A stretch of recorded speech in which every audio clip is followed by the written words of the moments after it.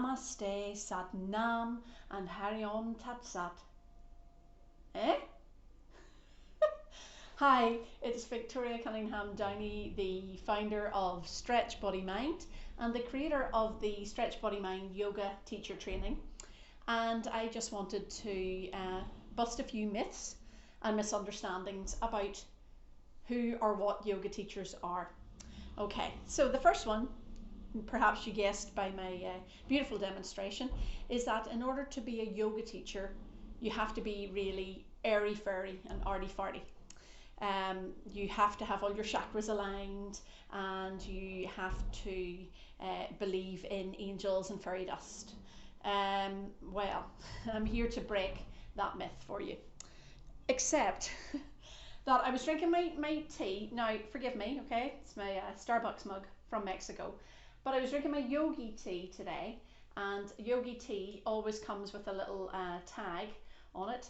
And the tag this time said, if I try and hold it up to you, it says, friends speak openly with each other. And okay, that's about the only thing I believe in. Whatever the yogi tea tag tells me, that's what I believe in. I don't believe in angels. I don't believe in fairy dust. I'm not really that into fairy dust at all, actually. And anyone who's been to my classes will tell you that, well, I'm pretty down to earth and earthy, and in fact so earthy that you might hear a swear word or two in my classes. Not always from me. I'm not mentioning any names, but I'll just say Tuesday Night Pilates. You know who you are.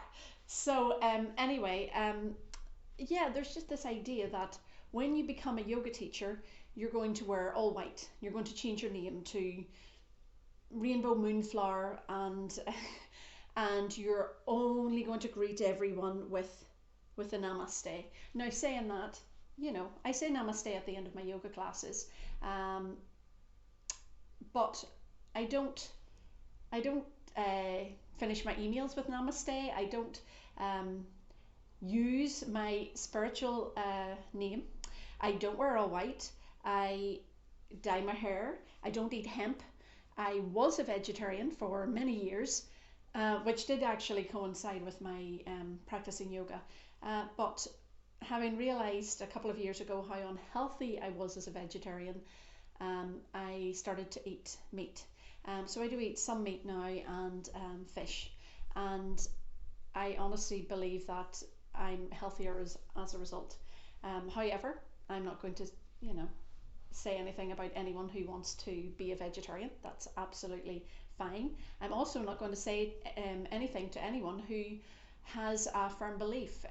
People in my classes in the past have been had a strong faith. You know, they've been born again Christians, or they've been Buddhists, or they've been staunch Catholics, but they've still been able to practice yoga with me, because that is the nature of Stretch Body Mind. We are stretching our bodies.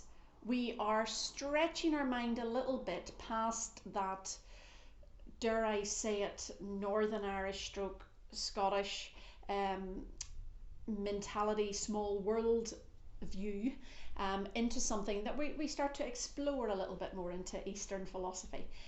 But you do not have to be airy fairy or arty farty, unless you're already airy fairy and arty farty. And if you are, again, having a belief in angels, having a belief in the spirit world or anything spiritual is just as strong and as important to you, then I am absolutely fine for you to have that belief. It doesn't affect your yoga practice in any way. And in many instances, having a strong spiritual background can help you with some of the more esoteric yoga practices, more of the pranayama, the breathing techniques, things like that. I just thought it was really important to bust this myth, because I think that you can tell, anyone that knows me knows that I'm open to things, but I am not closed-minded, and I am not forcing anyone to be airy fairy or arty farty. Um, a major part of the reason for that is that I am Northern Irish. Um, and I started to practice yoga when we still had the Troubles. So it was for me a reprieve and a release from just how how my life was at that time. I went to school in a Protestant school, and it was just by scale of its geography, it was actually in a Catholic area, and it meant that we couldn't walk to school, and we regularly had our bus stoned by kids in other schools. If we walked, we would have got verbally or physically attacked. So it was a bit horrible. Actually, it was not a pleasant experience, and I just found some relief from that in a yoga practice. And when I started to go to yoga classes, I went to my local tech, and the classes that my mum didn't let me go until I was 16 because she was like, "You're far too young, I'm not going with you," so on and so forth.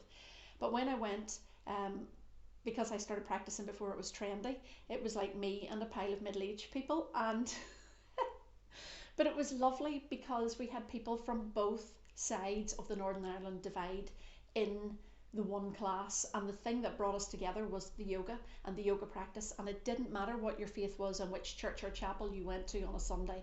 What mattered was that we were there on that, I think it was a Wednesday evening. We used to meet, and we had a shared interest.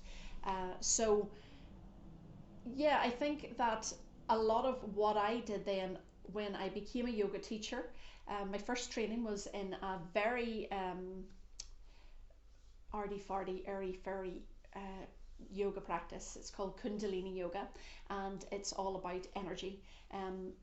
And when I went to the ashram to learn, it was almost cult like, and it wasn't until I left that I realized how cult like it had been. However, it made me happy. The unfortunate thing was when I came home, there was no one in my cult for me to practice with. So then that's when I started to, instead of teaching Kundalini yoga, I started to teach Hatha yoga, which is physical postures. Ha means sun, ta means moon, hatha, and it's this sort of union of opposites, the sun and the moon, the masculine and the feminine. And it just was a little bit more practical and a little bit more doable, if you like, for my client group, who were at that time Northern Irish people who definitely did not want to be chanting anything strange, or doing anything. A quote from someone: "I don't want to do anything where I have to open my mind." So yeah, she didn't last long.